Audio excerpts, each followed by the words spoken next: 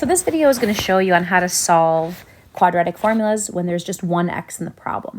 There's still an x squared and an x squared, but when there's only one of them, that's the difference between what to do in these kind of situations versus these. There are two different varieties of x here. There's an x squared version and an x squared version and an x squared version and an x, but I don't see that here. I only see an x in one position. So when you only see one x, you solve, just like we did in Algebra 1. When somebody says 2x plus 5 equals 4, you just start to undo some stuff. And in an ideal world, it'd be cool if we could just do this, and look, x is all alone. And we sort of do that, except we want to do this a little bit more mathematically. We can't just erase the 2 and the 5 because we feel like it or because we want to. We undo a 5 with subtraction,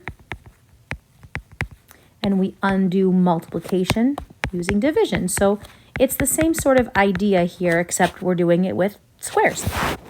So if you remember, everything outside the parenthesis has to go first. So if we want to solve this x and get it all alone, we have to undo this, the parentheses, and then this. That's the order that we want to kind of tackle things in, outside, inside.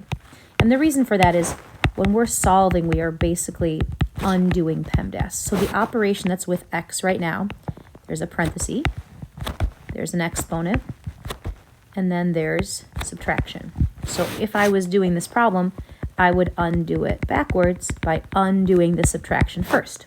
So the first thing I'm going to undo is the subtraction with an addition.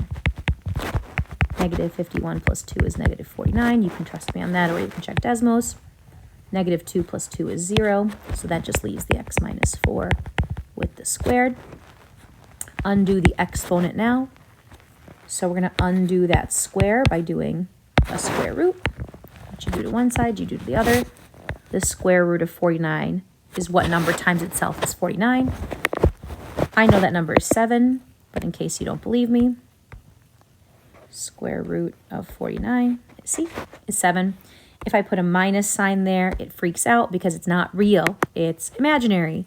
So we'll switch from 49 to 7, imaginary.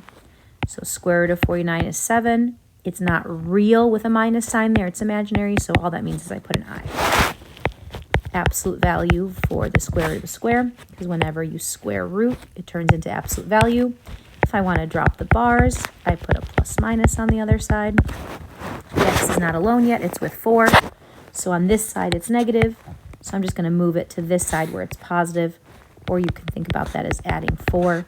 So basically, I'm going to put a 4 at the end of the problem, or if you want, you could put the 4 in front of the plus or minus 7i. Either way, it's the exact same answer. You don't need both of these versions, but whichever one you like better.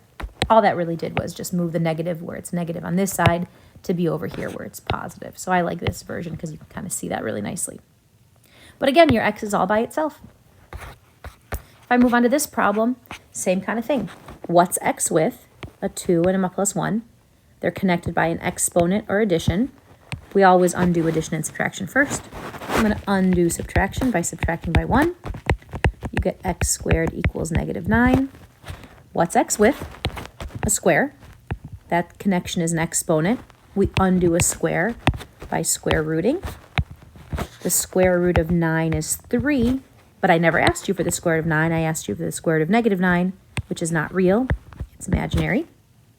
The square root of a square is absolute value. To drop the bars, we have to go to the left and to the right of 0. So what that basically means is the positive section and to the negative one. And there's your solution here. So the idea here is just solving. When there's only one x in the problem, you try to undo the stuff that it's with. Work outside the parentheses first, so get rid of all the stuff on the outside. And then hopefully you've got just an inside parenthesis left. And then when you've got the parentheses with the square, when you square root it, leads to absolute value. And then hopefully it's just a nice, easy problem to undo after that. Hope that helps.